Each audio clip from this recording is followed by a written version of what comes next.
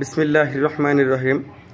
মাননীয় শিক্ষা উপদেষ্টা, বৈষম্য বিরোধী ছাত্র জনতার আন্দোলনের মধ্য দিয়ে আপনারা চেয়ারে এসেছেন, অর্থাৎ আপনারা হচ্ছেন বৈষম্য বিরোধী আন্দোলনের ছাত্র জনতার সরকার। আপনাদের দ্বারাই বৈষম্য দূরীকরণ করা সম্ভব। কিন্তু এই যে প্রাণের দাবি শিক্ষকরা, সমগ্র বাংলাদেশের বেসরকারি মাধ্যমিক বিদ্যালয়ের শিক্ষকরা তাদের ন্যায্য দাবি বৈষম্য দূর করার জন্য যে দাবি জানাচ্ছে, সেই দাবি না মেনে নিয়ে আপনি কি করছেন? আপনি শিক্ষকদের বৈষম্যের জাতাকলেই সেই নিষ্পেষিত করছেন। আপনার কাছে শিক্ষকরা 6 দিন যাবৎ শিক্ষকদের ন্যায্য দাবি, বাড়ি ভাড়া যেখানে 40 থেকে 50% চাওয়ার কথা, সেখানে 20% বাড়ি ভাড়া চেয়ে আসছে এবং উৎসব ভাতা 75% চেয়ে আসছে কর্মচারীদের জন্য এবং মেডিকেল ভাতা চেয়ে আসছে 1500 টাকা। এটা শিক্ষকদের ন্যায্য দাবি। এই দাবি আদায়ের লক্ষ্যে শিক্ষকরা মাঠে 6 দিন যাবৎ খেয়ে না খেয়ে শহীদ মিনারে পড়ে আছে। সমগ্র দেশের শিক্ষা কার্যক্রম বন্ধ আছে, বিদ্যালয়ে ক্লাস বিরতি চলছে। সেই সাথে আপনার সাথে শিক্ষক নেতাদের আলোচনা চলছে। সে আলোচনায় আপনি আমাদের শিক্ষকদেরকে, আপনি আপনার সচিবদেরকে নিয়ে চরম ধোঁকা দেওয়ার চিন্তা করেছেন। আপনি বলেছেন শিক্ষকদেরকে বাড়ি ভাড়া 5% বৃদ্ধি করবেন, এর উপর 0.5% যদি বেশি চাওয়া হয় তাহলে আপনার কিছু করার নেই। আপনি কি একবার ভেবে দেখেছেন? অবশ্যই আপনি আপনার সচিবদেরকে নিয়ে একরকম জটিল গাণিতিক হিসাব করেই কথা বলেছেন।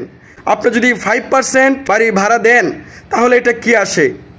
11 নং গ্রেডে 12,500 টাকায় বেতন পাওয়া একজন শিক্ষকের 5% হারে বাড়ি ভাড়া আসে মাত্র 650 টাকা। 10 নং গ্রেডে 16,000 টাকা বেতন পাওয়া একজন শিক্ষকের বাড়ি ভাড়া আসবে 800 টাকা। 9 নং গ্রেডের 22,000 টাকার বেতন পাওয়া একজন শিক্ষকের বাড়ি ভাড়া আসবে 1100 টাকা। 8 নং গ্রেডের একজন সিনিয়র সহকারী শিক্ষক যিনি 23,000 টাকা বেতন পান, সেই সাথে সহকারী প্রধান শিক্ষক একই গ্রেডে বেতন পান 23,000 টাকা। 23,000 টাকা গ্রেডের বেতন পাওয়া একজন শিক্ষকের বাড়ি ভাড়া আসবে 1150 টাকা। এবং 7 নং গ্রেডের যিনি মাধ্যমিক বিদ্যালয়ের প্রধান শিক্ষকরা, সে বেতন পেয়ে থাকেন পূর্ণাঙ্গ মাধ্যমিক বিদ্যালয়ের, তিনি 29,000 টাকা স্কেলের বেতন পেয়ে থাকেন। 5% হারে বাড়ি ভাড়া আসবে মাত্র 1450 টাকা।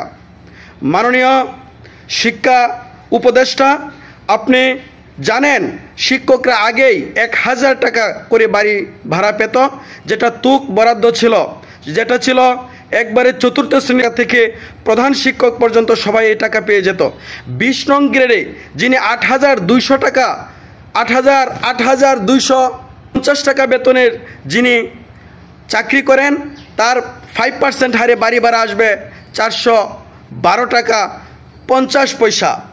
মাননীয় শিক্ষা উপদেষ্টা, আপনার সচিবদেরকে নিয়ে গাণিতিক সমীকরণ নিয়ে আপনি একটা হিসাব করে আপনি বলেছেন শিক্ষকদের বাড়ি ভাড়া 5% দেওয়া হবে, এর উপরে 0.5% দিলেও হবে না।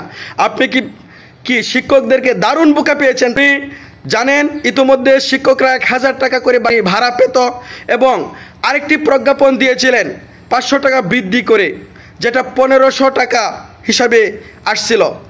আপনি বলছেন শিক্ষকদের বাড়ি ভাড়া ন্যূনতম 2000 টাকা দেওয়া হবে, কিন্তু শিক্ষকদের বাড়ি ভাড়া যদি 2000 টাকা দেওয়া হয়, প্রধান শিক্ষক যিনি 29,000 টাকা বেতনে 7 নং গ্রেডে চাকরি করেন, তার 5% হারে বাড়ি ভাড়া আসে 1450 টাকা।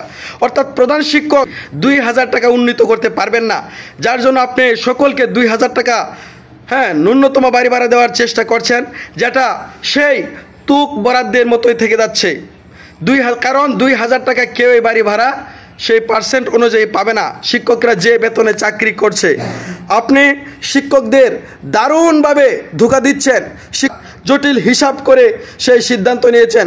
আমরা কিন্তু সেই সচিবদের বালিশ কাণ্ড, কলা গাছ কাণ্ড, নারিকেল গাছ কাণ্ড এর কথা বলি নাই।